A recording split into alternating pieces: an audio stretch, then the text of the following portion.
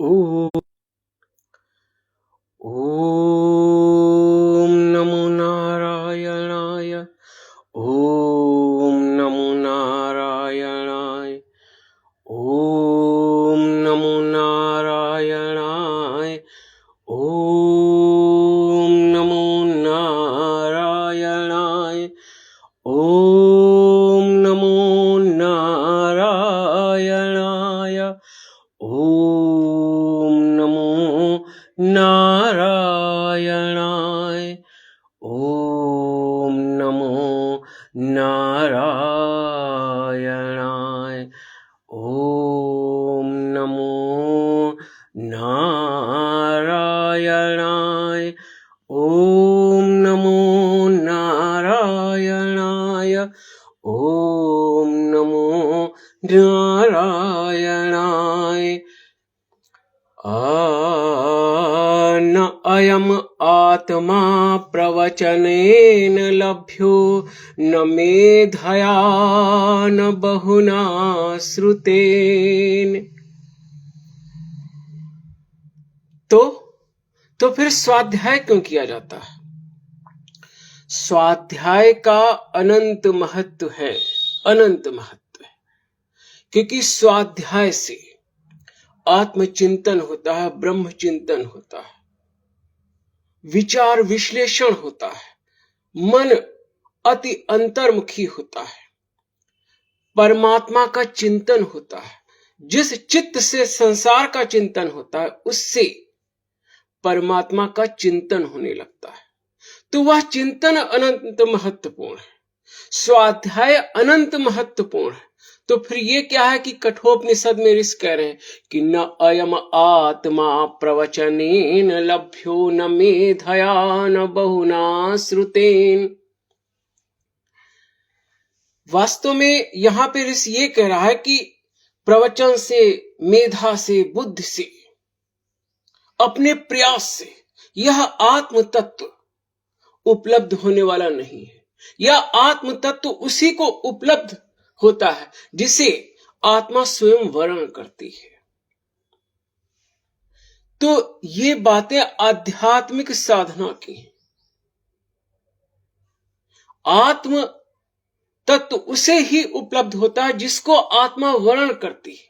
लेकिन यह भी परम सत्य है कि स्वाध्याय का अनंत महत्व है, क्योंकि स्वाध्याय जो है वो परमात्म तत्व का, आत्म तत्व का चिंतन है, और उस चिंतन से आत्मा को महान मार्गदर्शन होता है आध्यात्मिक साधना के लिए। इन ग्रंथों में हमारे परम वंदनीय, परम श्रद्धेय ऋषिगणों की आत्मा अनुभूति के ही तो वचन हैं, और उन्होंने जो साधना में, सिद्ध में, समाधि में जो अनुभव किया, जिस आत्म तत्व का अनुभव किया, जिस ब्रह्म का साक्षात्कार किया, उस सत्य को ही तो इसमें वर्णन किया है। तो इस स्वाध्याय का और इन ग्रंथों का अनंत महत्व है। लेकिन यहां पे एक गूढ़ बात कही गई है।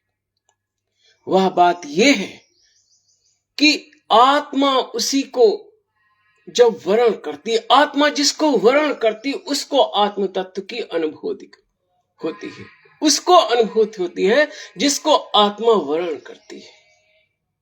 और भक्ति मार्ग से कहूं तो सोई जान ही जेह देहु जनाई, जानत तुम्हें तुम्हें हुई जाई। तभी ईशा उपनिषद में ऋषि कह रहा कि हिरणमयेन पात्रेण सत्यस्य अपिहितं मुखं तत्त्वं पूषन्न पावृणु सत्य धर्माय द्रष्टये। तो साधक तपस्या भी करे, साधना भी करे, आराधना भी करे और अथाह स्वाध्याय भी करे, सबका परम महत्व है। लेकिन भगवत कृपा से ही परमात्मा का साक्षात्कार संभव है। आत्मा जब वर्ण करती है तभी आत्म तत्व की अनुभूति होती है, तभी आत्म तत्व का साक्षात्कार होता है। नारायणाय। नमो नारायणाय। ओम नमो नारायणाय। ओम नमो नारायणाय। नारायण तुम्हारी जय जय हो, लक्ष्मी रमण तेरी जय जय हो, शेषशायी तुम्हारी जय जय हो, वासुदेव तुम्हारी जय जय हो। नारायण नारायण नारायण नारायण नारायण नारायण नारायण नारायण।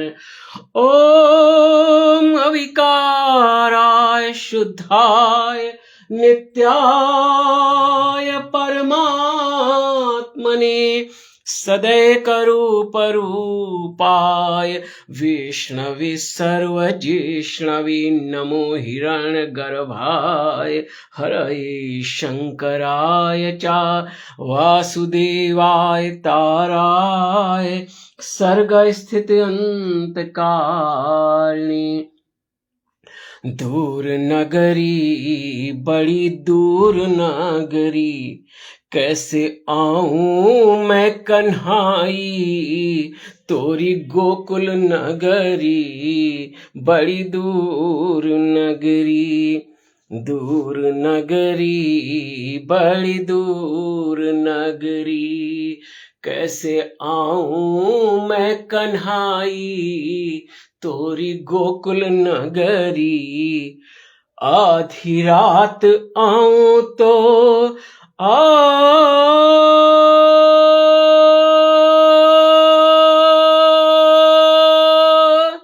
आधी रात आऊं तो डर मोह लागे, आधी रात आऊं तो डर मोह लागे, दिन को आऊं तो देखे सारी नगरी बड़ी दूर नगरी। तुमने कहा कि जो मेरा चिंतन करता है, मेरा ध्यान करता है, उसे मेरे सामीप्य का आभास होता है। तुमने यह भी कहा है, मद्भक्ता यत्र गायन्ति तत्र तिष्ठामि नारद, नाहं वसामि वैकुण्ठे योगिनां हृदयेन च। मद्भक्ता यत्र गायन्ति तत्र तिष्ठामि नारद। ओम नमो नारायणाय। ओम नमो नारायणाय। ओम नमो नारायणाय।